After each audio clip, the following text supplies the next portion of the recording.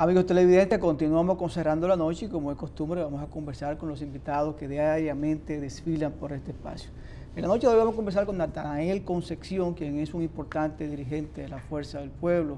Ya he estado aquí en otras ocasiones y con él hemos abordado diferentes temas y tópicos. En la noche de hoy no va a ser la excepción. Natanael, buenas noches, bienvenido. Buenas noches, Giovanni Junior. Siempre un placer estar con ustedes y con su público de Cerrando la Noche. Ustedes siempre tan agudos que a uno le da gusto venir aquí a dialogar. Qué bueno, Natanael, qué bueno. Mira, en el día de hoy escuché a varios dirigentes del PLD y de la Fuerza del Pueblo hablar sobre una declaración que dio el nuevo ministro de Educación, el señor Ángel Hernández, decir, y también varios comunicadores pues salieron al frente de esas declaraciones de él, de que estos últimos 10 años, el 4% que se ha destinado para la educación, él entiende que se ha ido al zafacón, se ha ido a la letrina. Y la verdad es que otros dirigentes le dicen que es muy temprano para él hacer ese tipo de apreciación, de juicio, de valor sobre esto. ¿Cuál es la opinión de la Fuerza del Pueblo de ustedes sobre estas importantes declaraciones? El país recordará, ha pasado 10 años para que se le dé razón al presidente Fernández, pero nos alegra saber que de alguna manera al final la sensatez se termina imponiendo. Hace 10 años exactamente tuvimos este debate en el país. El presidente Fernández siempre planteó que había que invertir en la educación, pero que había que tener un plan. Lamentablemente eso no se entendió, se forzó que hiciéramos una inversión sin un plan y el resultado es que se invirtió en cualquier cosa menos en la calidad de la educación. Al día de hoy no hay una transformación del modelo educativo dominicano. ¿Cuál es el modelo educativo que tenemos? El mismo. Entonces lo que hicimos fue entrar mucho dinero sin modificar el modelo, sin formar a los profesores y el resultado es que no hay calidad de la educación. El ministro dice algo que es correcto. Lamentablemente, porque es un dinero público que se ha desperdiciado, el país no ha podido aprovechar esa inversión porque no hemos contado con un modelo educativo que dé respuesta a esto.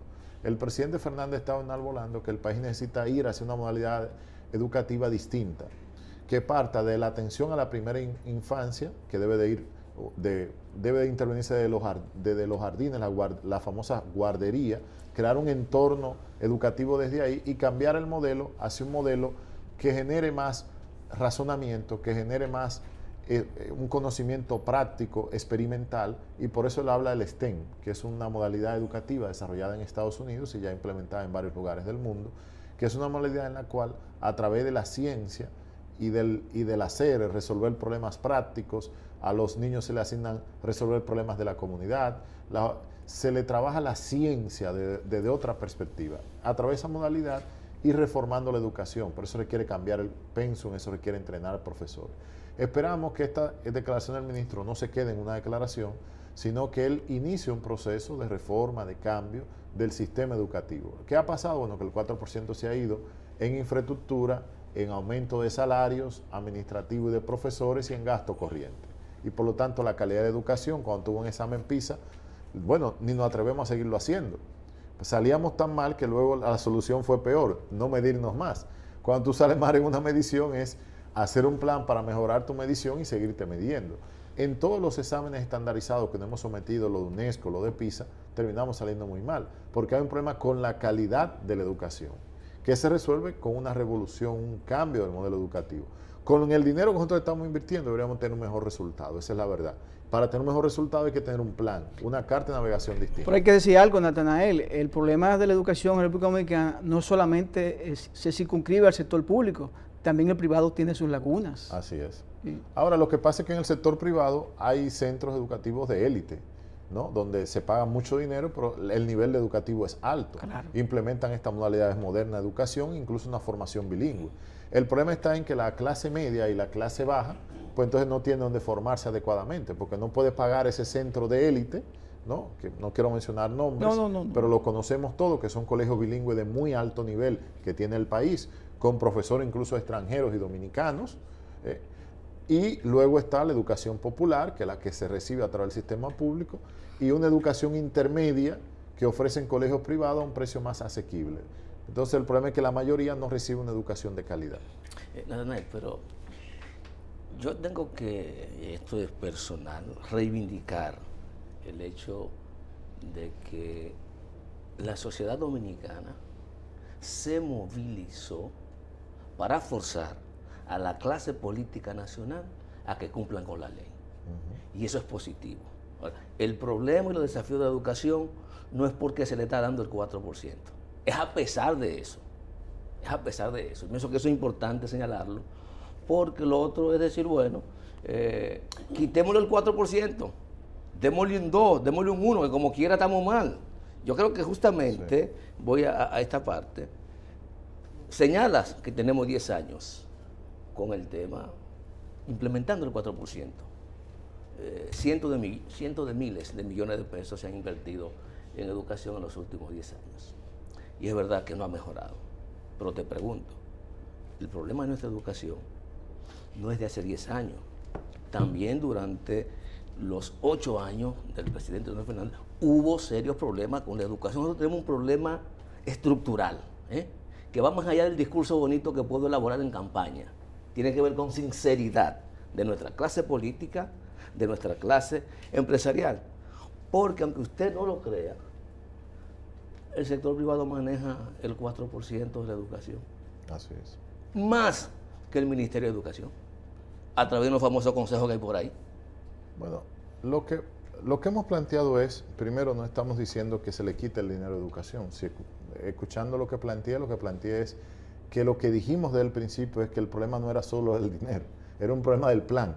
Que si te dan dinero sin un plan, se va a malgastar. Entonces, que el dinero debía venir de la mano de un plan de reforma y de transformación. Luego, lo que tiene que ver con la gestión del presidente Fernández, yo quisiera que me dijeran en qué otro periodo de la educación dominicana ocurrieron estas cosas. Se insertó el sistema de las computadoras y la informática en todo el sistema educativo, un salto. Se estableció el programa del mérito estudiantil, se estableció el programa del desayuno escolar, que se ha continuado afortunadamente. Es decir, se establecieron programas de beca para los profesores, se creó una institucionalidad de formación. Claro, como todo lo que es el desarrollo es una tarea inacabada. Ahora, ¿qué nosotros planteamos? Que además de lo que se hizo en el pasado, para el futuro tenemos una visión de lo que hay que hacer. Y la hemos planteado. Incluso, no solo nos hemos quedado en plantearla, el presidente Fernández, desde los gobiernos del presidente Medina, viene enviándole a los ministros de Educación, con todos ha tenido la cortesía de hacerlo. Él ha invitado a la Fundación a académicos internacionales del sector educativo que conocen esta modalidad que te digo, que la están implementando, y a todos él siempre se lo ha enviado al ministerio para que lo reciban, lo escuchen. Ha pasado siempre lo mismo, lo reciben con cortesía, escuchan el planteamiento y luego no lo ejecutan. Ahora, nosotros sí tenemos una visión clara de que eso es lo que hay que hacer, y aquí ya hay una experiencia de eso pequeña. Yo les invitaría a ustedes dos, que son tan acuciosos, a que eso lo pueden hacer en coordinación con Bauta o con Jaime David, que está en el PLD, no importa, con cualquiera de los dos. ¿Por qué te lo digo ellos dos? Hay un liceo experimental en Hermanas Mirabal, que yo quisiera que ustedes lo fueran a ver. Ese liceo funciona bajo la modalidad del STEM, lo que el presidente está proponiendo para la educación en general. Ya aquí alguien se atrevió a hacerlo. Me han comentado que también bajo los auspicios de INTED hay otro liceo que lo hace. Ese no lo he ido a ver, tengo pendiente irlo a ver, estoy haciendo la coordinación porque me han dado la información reciente. Pero el que yo conozco, que fui a ver, a conocer esa experiencia, es ese. Y tanto Bauta como Jaime David en su momento fueron de la gente que apoyaron la instalación de ese centro. Por lo tanto, te puedo decir que es una experiencia que el país conoce, que funciona. Y nosotros lo que hemos planteado es que ese modelo debe estudiarse en su vertiente internacional y en su vertiente aplatanada ahí en Hermanas Mirabal y extenderse, que es un modelo disruptivo de la educación tradicional. Eso con un cambio del penso traería una transformación. Lo que hemos discutido es un cambio en el modelo educativo, es una formación del docente, y en esa labor nosotros tenemos una propuesta sobre la mesa que hemos puesto y que estamos dispuestos a colaborar con el gobierno actual, como lo quisimos hacer con el anterior, y si nos toca a nosotros gobernar, pues lo implementamos, porque tenemos clara la idea de lo que hay que hacer. Muy bien. En otro orden, Natanael, la última vez que estuviste por aquí, hablamos un poco de las discusiones que se estaban dando al interior del Consejo Económico Social. Anoche yo decía que siento como que se ha desinflado el CES, luego de esa convocatoria con bombos y platillos para anunciar la composición de no sé cuántas mesas, 20, 21, 12, no sé, pero muchas mesas de discusión para varios ejes temáticos importantes dentro de un proceso de reforma que tiene en agenda el presidente de la República. Resulta que hace unos meses uno no siente efectivamente la labor que se está desarrollando ahí. De hecho, si mal no recuerdo, la mesa electoral se instaló, pero yo veo que el órgano electoral anda sometiendo proyectos de modificación. ¿Es que ya esa mesa concluyó su trabajo? ¿O eso es independientemente a lo que se discuta ahí? Mira, nosotros acudimos al CES con mucha esperanza porque vemos que el diálogo, la concertación es la vía de impulsar la reforma, las transformaciones. Y en su momento saludamos y felicitamos el gesto que tuvo el presidente de convocar un proceso de reforma como ese. Sin embargo, en la última entrevista que tuvimos aquí ya advertíamos que veíamos al CES camino a una situación de dificultad operativa. Puede pasar varias cosas. Primero, fueron muchos temas y muchas mesas. Probablemente se desbordó, digamos, el marco operativo. Y por el otro lado, cada uno de esos temas requiere una labor de consulta, de articulación, que no solo ocurre en la mesa, que ocurre también fuera de esa mesa de discusión. Siento que ha faltado un poco de seguimiento, un poco de, digamos, de coordinación y articulación. ¿Falta el liderazgo? Faltaría seguimiento y articulación, es lo que noto, ¿no?, para lograr el resultado. Siento que hay que darle la importancia que ese diálogo tiene. Los actores acudieron, por lo tanto no es una responsabilidad ni de los partidos políticos, ni de la sociedad civil, ni de los actores que estuvieron del sector privado presente, sino ya le corresponde a los entes oficiales articular eso, darle seguimiento a eso y darle la significación a eso.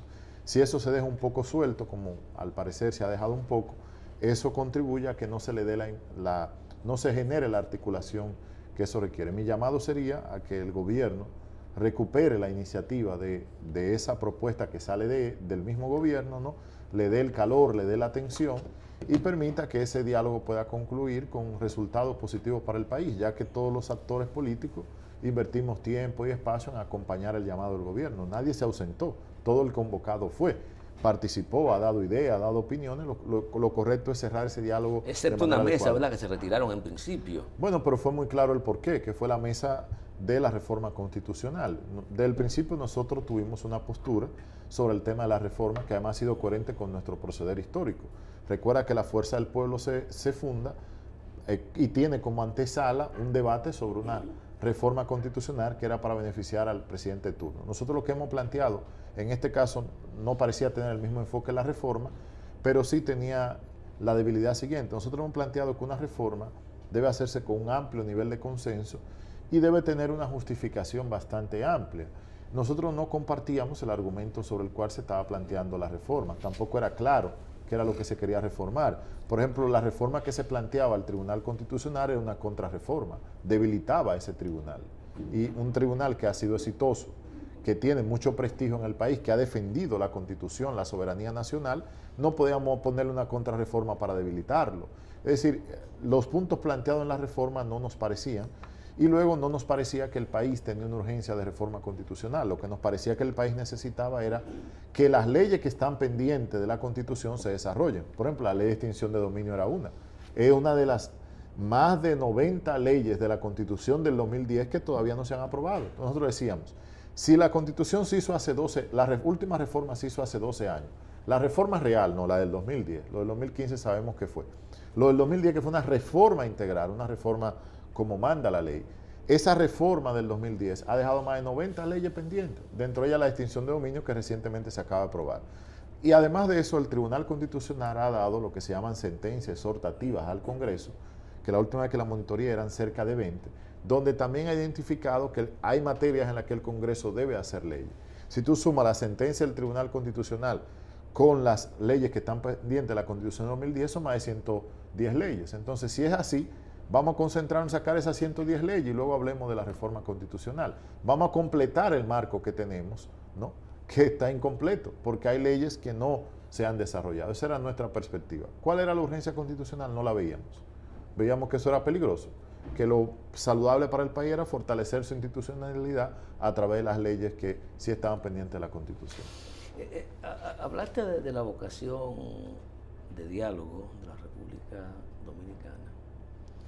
Y yo no sé realmente si estos grandes convocatorias dan los resultados esperados. Uno puede rememorar la famosa Casa del Diálogo que instauró el doctor Leonel Fernández, ahora el CES, en lo que parece ser que muchas de las cosas que se discuten ahí terminan aprobándose tras batidores, 3, 4, 5 sectores influyentes políticos y económicamente. ¿Qué tanto sentido tiene ponerse a discutir si al final la decisión la van a consensuar 4 o 5 sectores que dominan la vida nacional?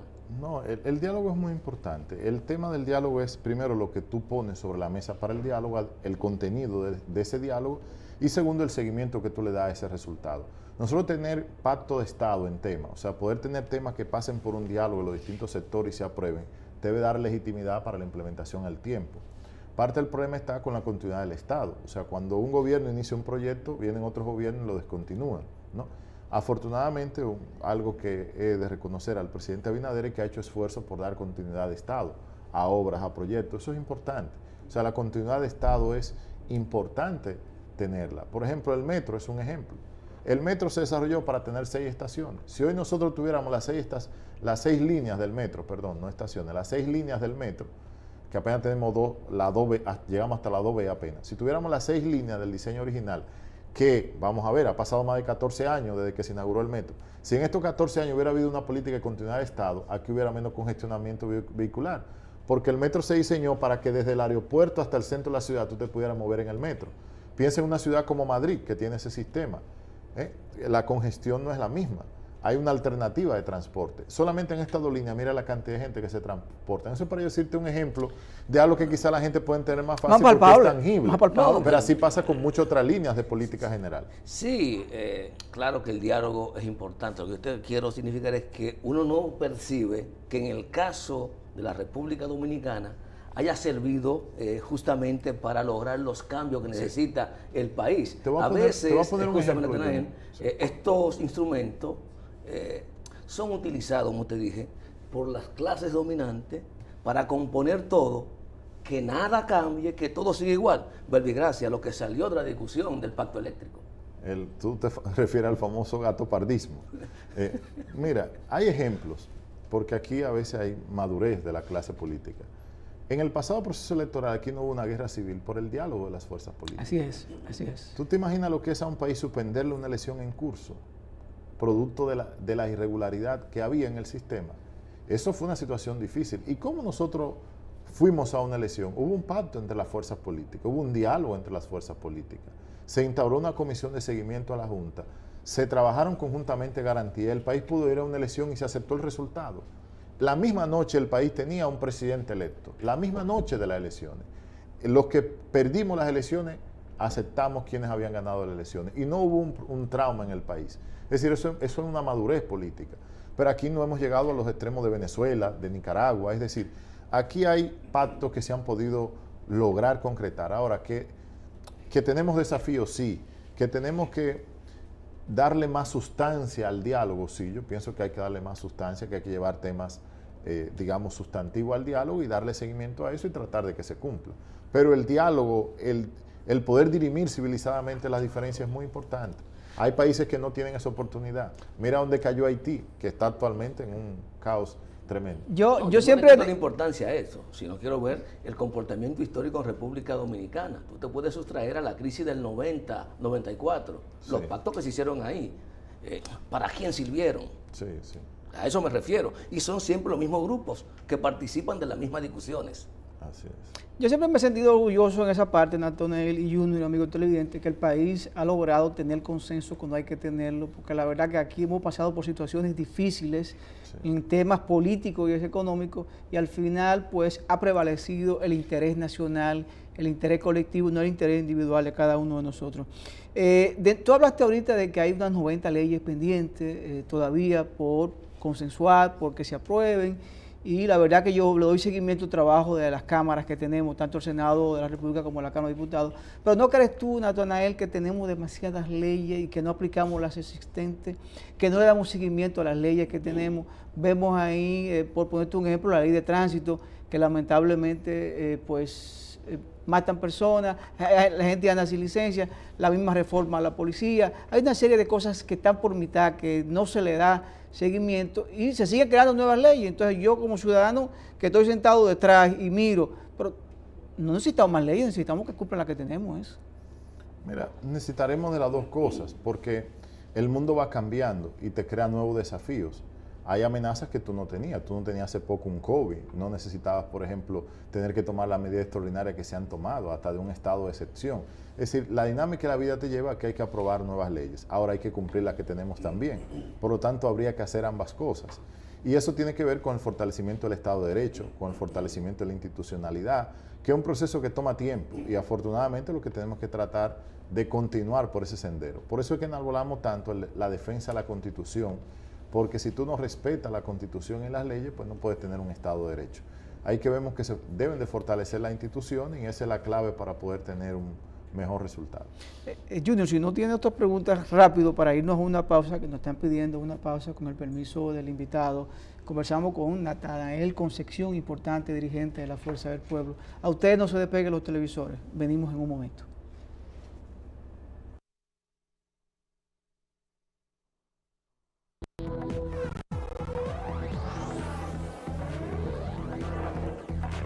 De vuelta con Cerrando la Noche, esta interesante conversación con Natanael Concepción, quien es un importante dirigente del partido Fuerza del Pueblo. Natanael, hay un tema en República Dominicana que parece que divide a la sociedad y tiene que ver con el tratamiento que se le da al tema haitiano, que tiene que ver, en mi óptica, con ausencia de políticas migratorias en la República Dominicana. Y a mí me gustaría saber cuál es la posición oficial de Fuerza del Pueblo sobre el tema haitiano, toda vez que he visto muchos dirigentes de la Fuerza del Pueblo que estuvieron, por ejemplo, activando en la marcha del pasado día 6, otros que han opinado entrándole, como dice en el argot popular, al ministro de Economía, Planificación y Desarrollo, porque sencillamente cometió el pecado de decir lo que cree sobre ese tema, como si tuviera en la República Dominicana que haber homogeneidad de criterio en cómo enfrentar la problemática haitiana y el tema migratorio. Fuerza del Pueblo, ¿qué piensa? Hoy día hay que entender la situación actual de Haití. Haití ha pasado a ser un Estado fallido. Desde el punto de vista de la literatura internacional, el Estado fallido es un Estado que pierde la centralidad, el gobierno central pierde la capacidad de implementar la autoridad en el territorio. Haití hoy día está en manos de bandas criminales, que si Barbecue, que si este, que si el otro, son los que controlan el territorio. Tanto así que son los que imponen por dónde se circula y por dónde no se circula.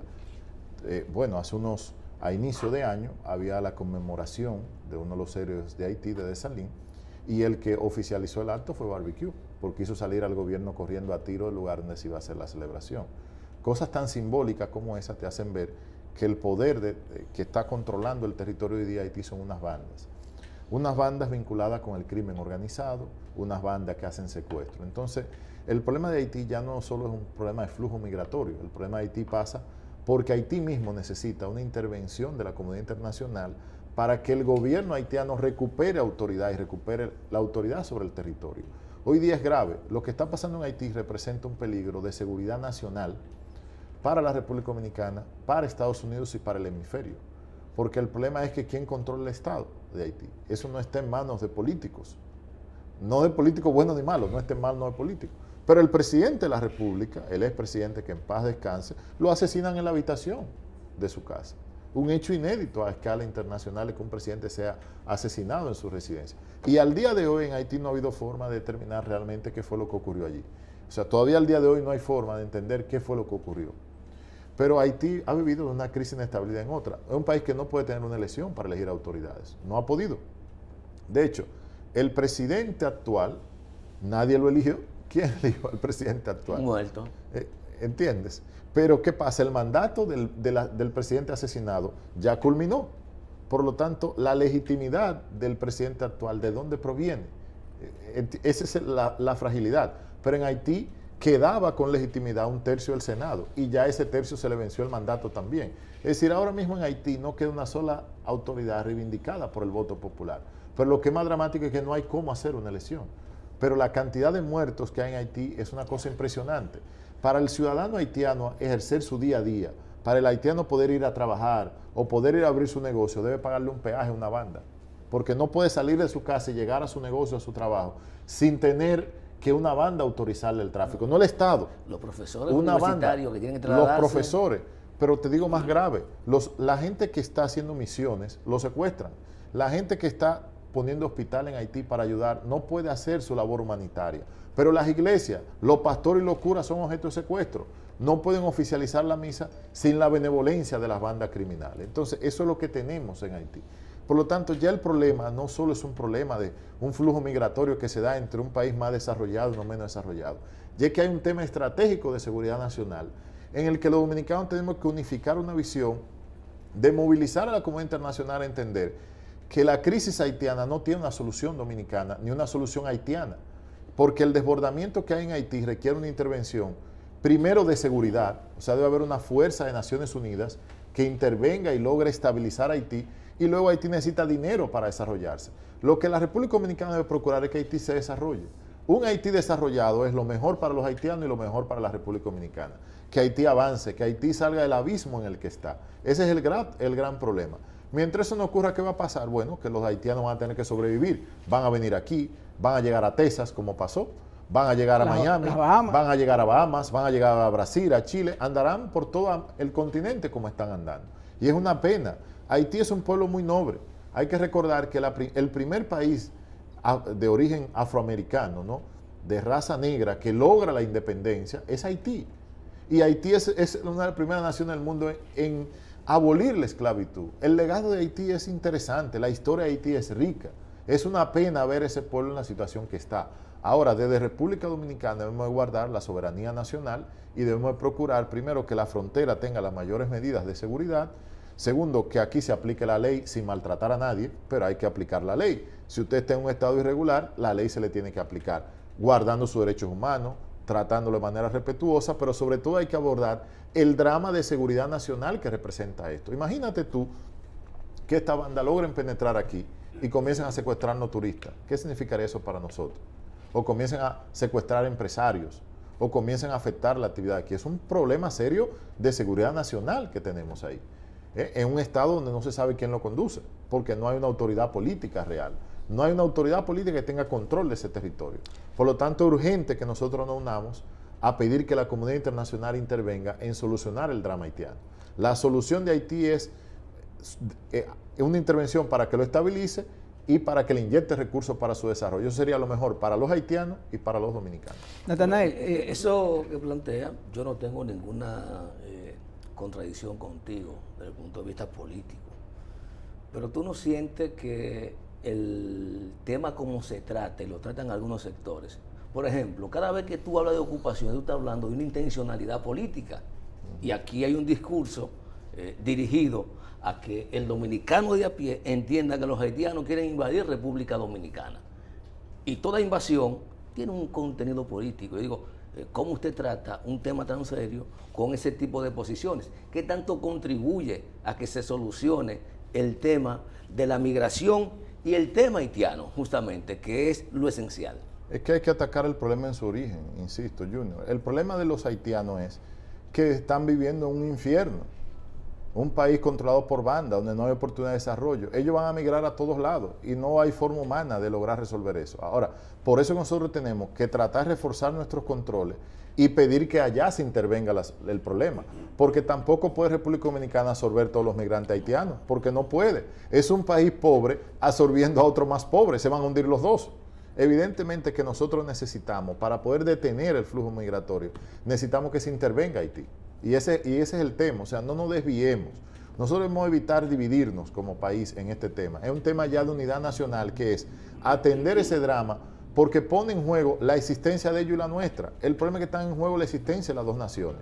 No se trata, está en juego la existencia, es por lo que te digo, porque es un Estado que no tiene una conducción política y que no tiene una estabilidad material. Ahí la cantidad de personas que pasan hambre, que no tienen alimento, y el drama se incrementa más ahora porque no puede circular la distribución de alimentos, ni siquiera el humanitario ni el comercial, porque las bandas mandan sobre todo eso. Haití tiene que recuperar su condición de Estado, que le está perdiendo porque las bandas han asumido el control del Estado, y es lo que hay que resolver. El problema es que cuando tú hablas de invasión, tú estás hablando de un agresor y tú tienes que defenderte del agresor. No, pero yo no he planteado el No, yo te hice la pregunta porque sé que esa es la discusión. La discusión que hay en sectores de este país que tienen la voz cantante con relación a Haití es que tenemos una ocupación haitiana. No haitianos que vienen a buscar vida, sino haitianos que vienen a recuperar territorio, porque por algo tú ocupas un territorio, por poder, por economía. Yo lo que te he planteado es que si no se resuelve el problema estructural, Haití es una bomba de tiempo que nos va a estallar. Y yo lo que no me distraería en nada más que en atender ese problema que es el existencial. Es decir, el problema existencial ahora mismo es resolver esa inestabilidad de Haití, esa amenaza que representa Haití para sí mismo y para el resto de la comunidad internacional. Eso es lo que yo plantearía que hay que atender. Nathanael, me gustaría que me ayude a entender, en esta semana se anunció en los periódicos, en la prensa, que la Fuerza del Pueblo escogió su vocero en la Cámara Alta y en la Cámara Baja. En la Cámara Alta el señor Johnny Sánchez, en la Cámara Baja el joven político Omar Fernández. ¿Eso es una decisión de la alta cúpula o hubo un consenso dentro de los mismos legisladores para que ellos los representaran? Sí, mira, mayormente según nuestros estatutos, la política legislativa la dirige la dirección política, como es natural, por lo tanto la política de bloques y todo lo demás. Hay una comisión del partido, de la que por cierto formó parte, que es una comisión que atiende los asuntos legislativos. Esa comisión lo que hace es que se reúne con el bloque, identifica más o menos los compañeros que aspiran o hacia dónde está el deseo del bloque, y en coordinación con el bloque en la dirección política se traza una directriz. Omar Fernández, como diputado, ¿no?, que ha hecho un gran trabajo, es uno de los jóvenes con mayor nivel de desarrollo político. De hecho, si el día de hoy usted toma una encuesta en el Distrito Nacional, no hay un solo dirigente opositor que tenga un mayor impacto electoral que Omar Fernández en todo el Distrito Nacional. Oiga lo que le digo. Usted toma una encuesta hoy día, investiga cuál, en el ámbito opositor, no hay otro diputado, otro dirigente político que tenga un mayor nivel de impacto en el distrito que Omar Fernández, un joven talentoso que ha hecho una gran labor. Entonces, bueno, con ese nivel de impacto que él tiene, ese trabajo político que ha hecho, es un diputado que también ha tenido un rol destacado en el Congreso, que tenía el mérito de poder aplicar a vocero, como también otros compañeros más que lo quisieran hacer. Consensuando con los compañeros y con la dirección política, se entendió que en este momento lo conveniente para el partido y para el proyecto político que tenemos es que este año fuera Omar Fernández. Entonces, por un año, él será el vocero y el otro año pues, habrá otro compañero que sería, o compañera, que serían los voceros. Que bueno, todo ese proceso de política y acercamiento político de la Fuerza del Pueblo, pero ¿cómo va el proyecto de crecimiento de la Fuerza del Pueblo? ¿Cuáles son las actividades que tienen programadas ya para este año? Con mira a elegir los candidatos más potables para que aspiren a síndicos, diputados, regidores y sobre todo la candidatura presidencial del doctor Leonel Fernández. Bueno, les daré una primicia. La Fuerza del Pueblo recientemente en su dirección política ha decidido establecer ya la Comisión Nacional Electoral que en las próximas semanas, específicamente entiendo que en el mes de septiembre, estará dando a conocer al país la apertura del proceso interno de candidaturas. La Fuerza del Pueblo tiene meses trabajando en la identificación, haciendo un censo de los candidatos que tenemos en cada una de las posiciones. Hubo una comisión de trabajo que coordinó el expresidente de la Junta, Roberto Rosario, un alto dirigente de nuestro partido y un gran conocedor de los temas electorales, junto con un grupo dirigente, coordinó una comisión de trabajo que hizo durante aproximadamente 6 meses un trabajo de censo en todo el país de cuáles eran los aspirantes que teníamos, la zona en la que teníamos, todo el mapeo de nuestros aspirantes a distintas posiciones, el partido lo tiene. Entonces, en base a ese mapa, que siga abierto a que más actores puedan ingresar como aspirantes, se va a formalizar un proceso interno de candidaturas. Ese proceso pasará por distintas etapas, según lo que se ha aprobado en la alta dirección política del partido. Primero, en el mes de noviembre, habrá una gran encuesta nacional que hará el partido, en la cual se podrá evaluar cuál es el posicionamiento que tienen los candidatos a las distintas posiciones electorales, los nuestros y los de otros partidos. Luego en el mes de marzo habrá otra segunda encuesta y en el mes de mayo habrá una tercera encuesta. En base a esas 3 encuestas nacionales, el partido tomará decisión de cara a las primarias y de cara al proceso interno que agotará de julio a octubre, según prevé la ley.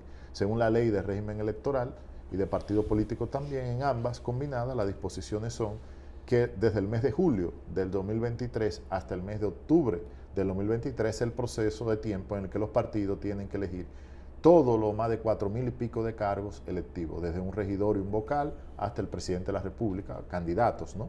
Todo lo que son candidatos, a partir de ese momento se convierten en candidatos oficiales de los partidos. Entonces, previo a ese proceso, nosotros abriremos este año el proceso, de cara a que los compañeros tengan tiempo de posicionarse. Invitamos a todos los ciudadanos que aspiren a construir un mejor país desde la opción política y la fuerza del pueblo, que están a tiempo de inscribirse. La Comisión Nacional Organizadora dará rueda de prensa en su momento y explicará cuáles son los requisitos y el procedimiento, pero todo el que aspire en la fuerza del pueblo es bienvenido, siempre y cuando tenga un compromiso con un mejor país, tenga una conducta adecuada, claramente, no tenga ningún conflicto con la ley. El Partido de la Fuerza del Pueblo está abierto a todo el ciudadano que quiera contribuir a cambiar el país a través del proyecto de nación que encabeza el presidente Fernández de nuestro partido. Está bien. El país hace ya 2 años, 3 años, 2019, se vio inmerso en la discusión y aprobación de la ley de partidos políticos y regímenes electorales, movimientos. Se generó grandes expectativas con el tema vinculado a el transfugismo político, que todos entendían que en principio la intención del legislador era justamente limitar ese tipo de práctica. Al final de la jornada parece ser que ni estaba claro en la ley, ni lo tenían claro los jueces, porque todo lo que se quiso ir de un partido, habiendo perdido un proceso interno en su partido, se fue y ocupó justamente la posición que había perdido en su organización política. ¿Tú crees que si pudiéramos nosotros estudiar la posibilidad de que la República Dominicana asuma lo que tienen otros países, que las candidaturas son de los partidos? Por lo tanto, si tú renuncias al partido, se queda la candidatura y yo elijo otra persona que ocupe tu puesto. ¿Tú crees que nosotros pudiéramos pensar en esa fórmula para darle también un poquito más de institucionalidad a los partidos políticos? Mira, toda ley tiene que tener en cuenta la Constitución. Cuando la ley de partido de régimen electoral se aprobó, la Fuerza del Pueblo votó en contra, levantando la Constitución. Luego de eso hubo más de 15 sentencias del Tribunal Constitucional declarando artículos de la ley inconstitucionales. Y ese está pendiente de una decisión final, aunque ya hay tribunales inferiores que han declarado su inconstitucionalidad. ¿Qué ocurre? La Constitución consagra el derecho a la libertad de asociación. Eso implica que yo tengo la libertad de asociarme con quien yo entienda. Implica la libertad de expresión y de difusión del pensamiento. Es decir, si una organización política en la que yo pertenezco se desvía de sus fines, yo no estoy obligado a permanecer eternamente en ella, porque yo me adherí a la organización pensando en que íbamos por este camino. Si yo veo otro camino, tengo el derecho a cambiar. Te pongo ejemplos. El presidente actual de México, Andrés Manuel López Obrador, fundó un partido que se llama Morena. Ahora, ¿de dónde era él? Él no era de Morena, no, pero, él era de otra organización no, pero pongamos las cosas en contexto, Natanael. Si ponemos a Bukele, por ejemplo. Y me disculpa, porque el objetivo de esto es un ejercicio también para educar a la gente, no para perderla. Aquí no se está... No creo que se esté perdiendo. Sí, se pierde. Adelante, porque no se está limitando el derecho de usted asociarse en una u otra organización política. Lo que se persigue es que si usted, por el hecho de haber perdido en un proceso interno la posición electiva, usted decide irse al otro partido para ocupar esa misma posición, eso es lo que se está limitando para evitar justamente la práctica tránsfuga que usualmente se dan del poder, porque a nadie se le impide que si usted ya no está de acuerdo con los principios, con las políticas del partido, usted se vaya. Eso nos da en Lo que cuestión. pasa es que hay varias formas de tú perder un proceso. Hay fraudes, hay trampa y hay pérdidas legítimas. Pero vamos que lo perdiste legítimamente, porque lo que hay trampa tú lo peleas. Pero perdiste legítimamente. Tienes el derecho de entender que en esa organización no quiere seguir militando. Eso no te lo puede limitar, eso es un tema constitucional. De hecho, ese ha sido el debate. Pero la prohibición es que vaya a ocupar el puesto, no es que no se vaya. No. Es que vaya y tercie por el mismo puesto que perdió. Pero entender el problema, Junior. Si tú has perdido, no tienes la posición, no te están entregando nada. O sea, no te están entregando nada porque tú perdiste. Hay otro que tiene la titularidad. Si tú vas a otra organización política, el pueblo será juez de eso. Si el pueblo te rechazará también en la otra organización. Porque el juez será el pueblo. Yo no veo el problema. El juez de eso será el pueblo, ¿no? Si tú te vas y no tienes la posición, pues no te llevaste nada, porque tú no tienes la posición. Ya competiste por esa posición electiva. Perfecto. Y la intención del legislador fue que si eso ocurrió, pero no veo usted no vaya a otro partido a terciar por esa posición. No veo el problema que tú le creas al sistema democrático cuando el pueblo va a terminar siendo el juez tuyo. Es decir, si tú te fuiste a otro partido y en ese partido el pueblo no te asimila o no te quiere, pues está bien, perdiste. Pero tienes el derecho constitucional de elegir y ser elegido, que es un derecho fundamental. Y ese derecho hay que tener cuidado cómo se reglamenta y se limita. Pero no se está eliminando, Natanael. Interesante. No se está eliminando, se mantiene el derecho. Lo que pasa es que lo ya que pasa usted... es que cuando a un derecho tú le aplicas restricción de esa categoría, tienes que ver si la restricción que tú le aplicas alcanza el límite constitucional. Creo que está interesante, pero ya el tiempo se nos acabó. Primaria, el tiempo y como perdió, decidió irse a otra. El tiempo se nos acabó por esta noche. Interesante, de verdad, Natanael, conversar contigo. Importante, dirigente de la Fuerza del Pueblo, pero ya creo que este debate será dejarlo para otra ocasión. Sin problema, no hay problema. Qué bueno. Señores, conversamos con Natanael Concepción, importante dirigente de la Fuerza del Pueblo. Gracias a él por haber estado con nosotros y gracias a ustedes por la sintonía que nos dispensan cada noche. Mañana nos volveremos a reencontrar en otra entrega más de Cerrando la Noche. Hasta luego.